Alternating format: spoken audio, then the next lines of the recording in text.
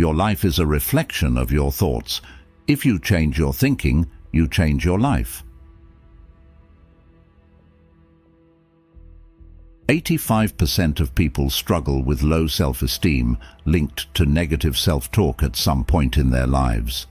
Now, that's a number big enough to stop us in our tracks and ask, what's going on in our minds? Today, we're diving deep into a topic that is as challenging as it is transformative: killing your negative thinking. This isn't just about silencing that inner critic. It's about empowering ourselves to live more fulfilling lives. In the world of Stoicism, we find a profound understanding that our thoughts are not mere whispers in the mind.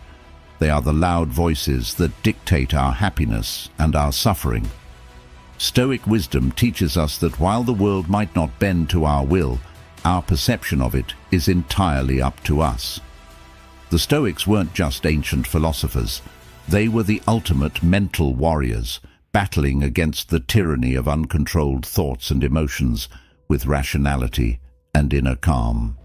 Today, I'm here to guide you through understanding how these negative thoughts impact us and to explore practical Stoic strategies to combat them.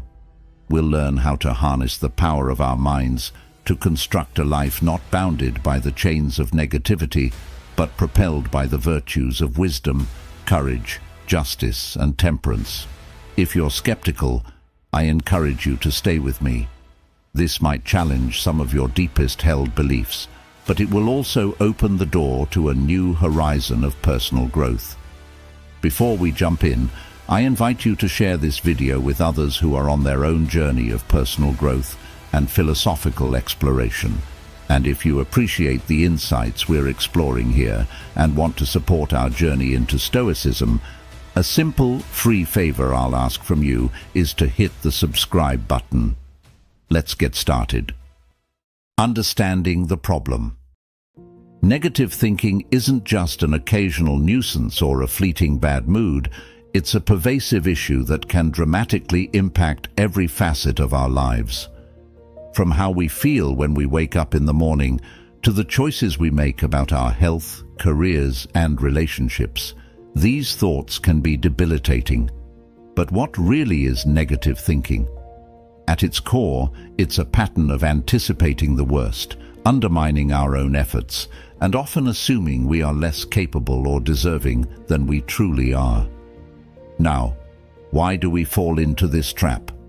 The Stoic philosophers believed that it's not the events themselves that disturb us, but rather our interpretations of these events. Epictetus famously said, "Men are disturbed not by things, but by the view which they take of them." This perspective is at the heart of understanding our problem with negative thinking. It's not necessarily the reality that constrains us. It's the lens through which we view our world. Carl Jung's exploration of the psyche provides further insight. He recognized that much of our negative thinking stems from the less conscious parts of our mind, the personal and collective unconscious. Jung wrote, "Until you make the unconscious conscious, it will direct your life and you will call it fate." By bringing these unconscious beliefs and biases into the light of conscious examination, we can begin to mitigate their control over us. Consider for a moment the impact this has on our everyday life. When faced with a challenge, negative thinking can make us feel as though we've already lost before we've begun, preventing us from taking the very actions that could lead to success. It's like being in a boat and rowing with all your might, but not realizing you're anchored to the shore. No matter how hard you try, you're not going anywhere. Stoicism teaches us to examine our thoughts critically and logically, to question the validity of these negative assumptions. Marcus Aurelius, in his Meditations, prompts us to reflect on our thoughts with scrutiny and to dismiss those that are irrational or unhelpful. This kind of introspection allows us to detach from harmful thinking patterns and regain control of our mental landscape. Let's not underestimate the influence of our societal and cultural backdrop. in a world saturated with messages of not being enough, whether it's not successful enough, rich enough, or smart enough, it's easy to see why negative thoughts can creep in. These messages often find fertile ground in the mind, sprouting weeds of doubt and insecurity that can choke our potential. But Stoicism arms us with the tools to clear out these weeds and cultivate a garden of more supportive, empowering thoughts. This issue of negative thinking is what we're tackling today. It's not just about dismissing or avoiding negative thoughts, but understanding them deeply, questioning them thoroughly, and then replacing them with reasoned, constructive thinking. This Stoic approach isn't just about coping, it's about thriving. By mastering our thoughts, we master our perceptions and ultimately our lives. So, as we continue, let's keep in mind that each thought we choose to entertain and each one we decide to challenge is a step towards the kind of life we truly want to live. Origins of negative thinking. Understanding the origins of negative thinking is essential if we are to address it effectively. This isn't just about identifying bad habits, it's about uncovering the deep-seated roots that shape our perceptions and influence our mental landscape. Negative thoughts often sprout from a variety of sources: our upbringing, societal pressures, past failures, and sometimes the seemingly inconsequential comments from those around us. Each of these can plant seeds of doubt, fear, and limitation, which can mature into a persistent state of negativity. From a very young age, many of us are introduced to environments that might not foster positive self-esteem. Consider a child who is repeatedly told they are not smart enough, or an educational system that seems to reward only perfection. These experiences can significantly color our worldview. Aristotle once remarked that we are what we repeatedly do.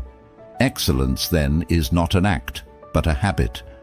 If we apply this thinking to the mind, we see that repeated negative thoughts can become a habit of seeing ourselves and our capabilities in a diminished light. Our own experiences of failure and rejection can serve to reinforce these negative scripts. Every time we face a setback or encounter criticism, it can affirm a negative internal dialogue that whispers, "I knew I couldn't do it." This can turn into a self-fulfilling prophecy, not because we lack capability, but because we begin to act in ways that align with our negative beliefs. Plato's idea that reality is created by the mind, we can change our reality by changing our mind, is profoundly relevant here. By examining and challenging our interpretations of these events, we can start to dismantle the foundation of our negative thoughts. Fear also plays a critical role in fostering negative thinking. It's a natural protective mechanism that often spirals into excessive worry or anxiety, overshadowing our rational judgment. Fear of failure, fear of the unknown, and fear of rejection can all lead to catastrophic thinking, where the mind jumps to the worst possible outcomes. Stoicism offers a tool against this: the premeditation of evils, which involves visualizing the worst-case scenario in detail to lessen its emotional impact when or if it actually occurs. Carl Jung suggested that, until you make the unconscious conscious, it will direct your life and you will call it fate. Many of our negative thoughts are rooted in unconscious beliefs formed in our early years, influenced by our guardians, teachers, and the media. These unconscious beliefs often go unchallenged because they are not fully known to our conscious mind. Making these beliefs conscious can rob them of their power and allow us to regain control of our thoughts. Moreover, societal and cultural pressures cannot be overlooked.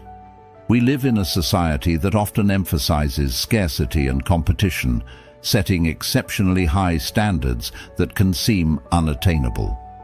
This environment can lead to constant comparisons and feelings of never being good enough. Stoicism teaches us to redirect our focus from external validation to internal virtues, encouraging us to measure success by our personal growth rather than by comparison to others.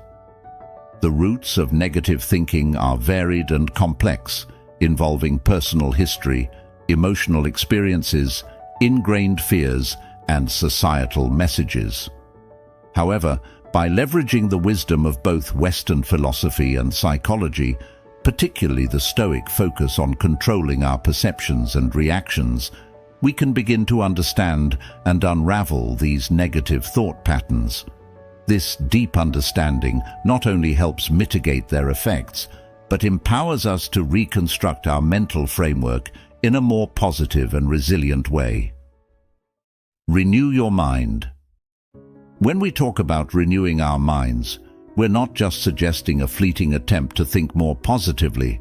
We're advocating for a profound and enduring transformation of our internal dialogue. This is about cultivating a mindset that enables us not just to survive, but to thrive. The Stoic philosophers offer timeless guidance on how this can be achieved through the disciplined practice of reflecting on our thoughts and deliberately shaping them to foster resilience and peace.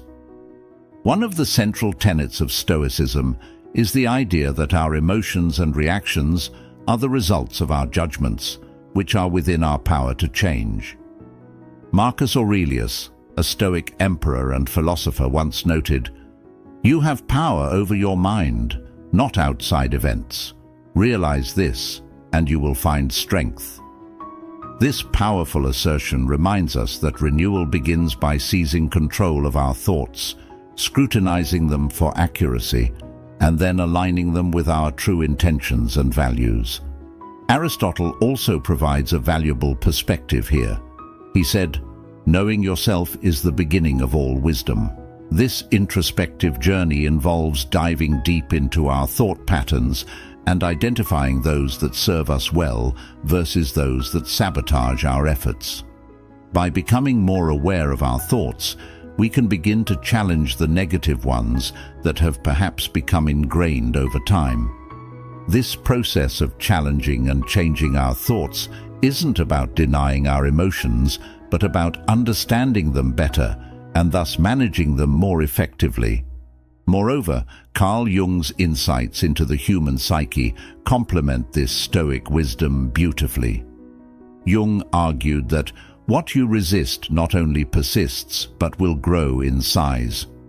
Instead of resisting negative thoughts, Stoicism teaches us to acknowledge them, analyze their origin, and assess their truthfulness.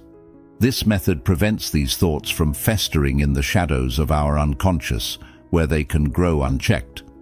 Additionally, renewing the mind requires us to engage with materials and activities that nurture positivity and growth. This might include reading philosophical texts that challenge our understanding, engaging with art that inspires us, or simply spending time in reflection and meditation. These activities provide new narratives and perspectives that can replace our old, unhelpful stories. Socrates' insistence on the importance of living an examined life plays a crucial role here. By continually examining our beliefs and the thoughts that stem from them, we engage in a process of mental renewal that keeps our minds agile and our spirits aligned with our philosophical goals. This ongoing examination isn't merely a task, but a way of living that keeps our internal world refreshed and attuned to the reality of our experiences. Plato also emphasized the importance of aligning with the forms, the ideal versions of justice, beauty, and goodness. In a similar vein, renewing our minds can be seen as an effort to align our thoughts with the most virtuous and empowered versions of ourselves. By aspiring to these ideals, we craft a self-concept that is robust, compassionate, and deeply wise. To put all of this into practice, we can start each day with a simple affirmation or a Stoic reflection that sets the tone for the type of thoughts we wish to nurture. Whether it's a quote from Epictetus about the power of our responses, or a Jungian mantra that reminds us of the strength found in facing our shadows, these daily practices are the building blocks for a renewed mind. Surround yourself with positivity. This principle involves consciously choosing our environment, people, places, and media that supports and enhances our mental and emotional well-being. As Seneca famously advised, associate with people who are likely to improve you. This guidance encourages us to be selective about our company and to cultivate relationships that inspire and challenge us to grow. Aristotle also touched on the importance of the company we keep when he discussed friendship. He categorized friendships into 3 types: those of utility, pleasure, and the good. The highest and most valuable form of friendship, the friendship of the good, is based on mutual respect and admiration of each other's virtues. These are the relationships that encourage us to become better versions of ourselves. They are inherently positive because they are rooted in a mutual striving for virtue and excellence. Moreover, Plato's allegory of the cave teaches us about the impact of our environment on our perception of reality. Those who lived in the cave believed shadows cast on the walls were reality because that was all they had been exposed to. When one of them escapes and sees the world outside, he realizes the limitations of his understanding and becomes capable of achieving a higher state of knowledge. This metaphor beautifully illustrates how expanding our surroundings to include positive and enlightening influences can profoundly change our perspective and understanding. Carl Jung's ideas about the collective unconscious and the archetypes also provide insight into the importance of surrounding ourselves with positivity. According to Jung, our psyche is influenced by shared memories and ideas that form the collective unconscious. These shared cultural elements shape how we perceive the world and ourselves. By choosing environments that are supportive and positive, we can influence the archetypes that dominate our personal narratives, shifting from those that emphasize fear and inadequacy to those that embody strength and self-actualization. In practical terms, surrounding ourselves with positivity means more than just being around cheerful people. It involves engaging with content and activities that reinforce our philosophical and life goals. It means participating in communities, both online and offline, where discussions are rooted in encouragement and constructive feedback rather than criticism and negativity. It requires us to be vigilant about the media we consume, opting for books, films and programs that inspire and educate rather than those that perpetuate fear or despair. It also means creating an environment at home and work that reflects the values and virtues we admire. This can be as simple as keeping a clean and organized living space, which according to Stoic practice mirrors a clean and organized mind. Or it could involve decorating our spaces with art and symbols that remind us of our philosophical commitments, like courage, justice, moderation, and wisdom. Seneca's words echo through time when he writes, "Hang on to your youthful enthusiasms. You'll be able to use them better when you're older." By surrounding ourselves with positivity, we are essentially hanging on to or cultivating enthusiasms that align with our better natures. This not only enhances our own lives, but also sets a standard and a beacon for others who are part of our circles, thereby creating a ripple effect of positivity. Take Stoic action. In our journey to overcome negative thinking, the Stoics remind us that understanding and intention alone are not enough. Action is essential. As Epictetus so succinctly put it, first say to yourself what you would be, and then do what you have to do. This straightforward directive underscores a profound Stoic truth. Our ideals must be manifested through our deeds, not just our thoughts. Taking action, in the Stoic sense, means engaging in behaviors and practices that reinforce our philosophical ideals.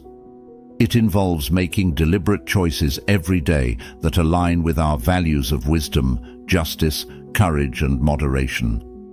By embodying these virtues in our actions, we challenge the negative thoughts that claim we are incapable or unworthy, thereby rewriting our narrative to one of empowerment and self-efficacy. Aristotle also emphasizes the significance of action in his doctrine of the mean, where virtue is not just a state of mind, but a state of character resulting from the habitual practice of choosing the mean between excess and deficiency. This practice is inherently active. For Aristotle, we become just by performing just actions, brave by performing acts of bravery, and temperate by performing acts of temperance. Thus, action is not merely a demonstration of virtue.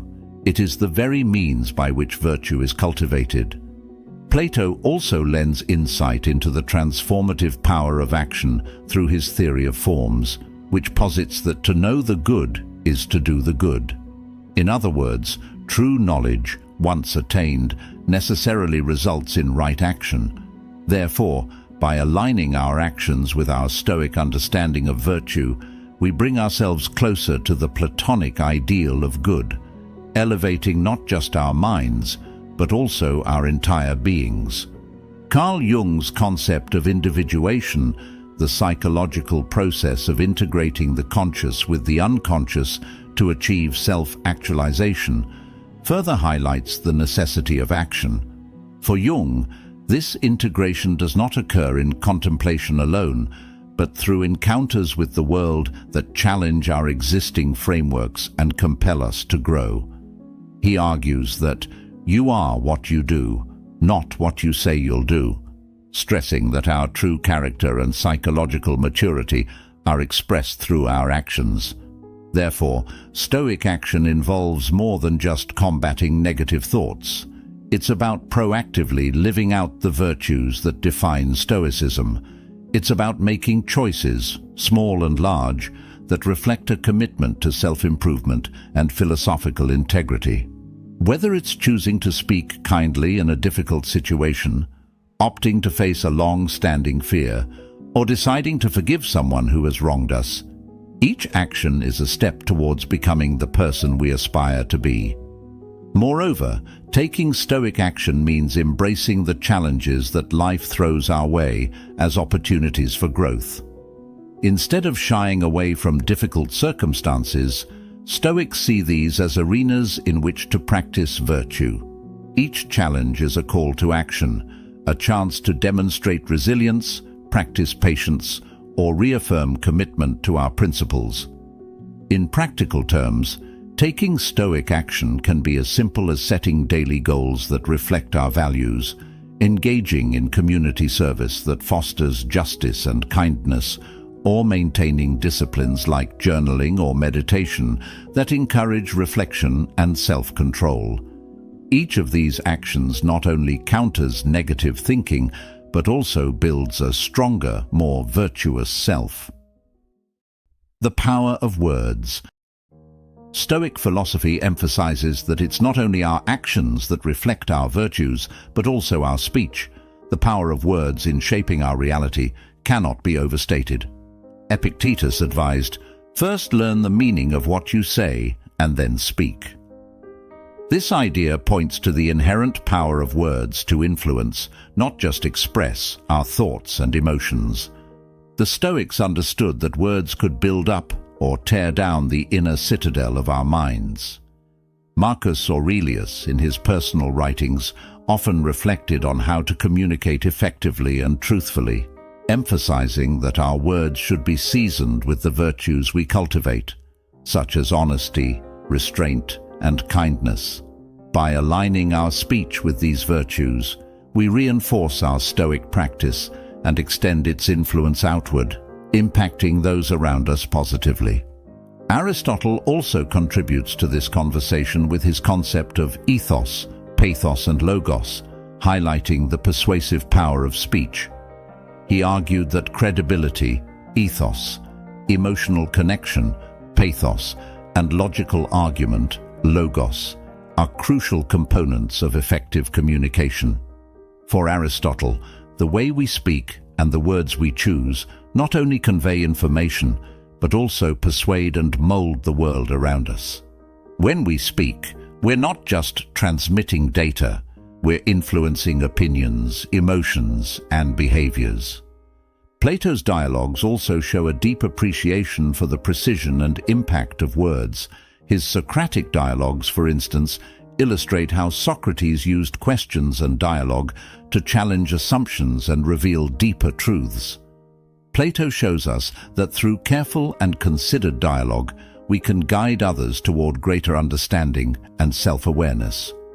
From a psychological perspective, Carl Jung's theories about the psyche resonate with the Stoic emphasis on mindful speech. Jung wrote extensively about the power of the unconscious and how language can both reflect and shape the unconscious impulses that drive our behavior. He believed that by bringing these impulses into conscious awareness through dialogue and reflection, we can better integrate our psychological components, leading to greater wholeness and health. Moreover, the power of words extends beyond interpersonal interactions. In our internal dialogues, the words we use to talk to ourselves can significantly influence our self-perception and emotional state. Negative self-talk, a common human experience, can be particularly destructive, leading to decreased motivation and increased feelings of helplessness. Conversely, positive self-talk, grounded in Stoic virtues, can empower and uplift. Engaging in positive affirmations, a practice often recommended in modern cognitive behavioral therapies, aligns well with Stoic exercises. These affirmations are not about deluding oneself with unrealistic statements, but about reinforcing the strength and resilience that come from a Stoic understanding of control and virtue. By affirming our ability to manage our responses and our commitment to living according to our values, we strengthen our Stoic resolve. Therefore, the power of words in Stoicism is not merely theoretical, but deeply practical. It encompasses our dialogues with others, our internal monologues, and even the way we engage with the broader culture. Each word we choose carries weight, building or breaking down, enlightening or obscuring, healing or hurting. As we continue to cultivate Stoic virtues, let us be ever mindful of the transformative power of our words to shape ourselves, influence others, and create a world more aligned with reason, virtue, and wisdom. Thank you for joining us today on this profound journey through the depths of Stoic philosophy. Remember, the words we choose and the actions we take forge the path to a life lived with virtue and purpose. As you continue to navigate the complexities of life, let the wisdom of Stoicism guide your way, turning every challenge into an opportunity for growth. If you found today's discussion enlightening, I invite you to watch our next video, which explores the Stoic approach to overcoming adversity. It's right here on the screen, so just click and continue your journey with us. Thank you for being a part of our Stoic journal. Together we're building not just knowledge, but a community of wisdom and strength.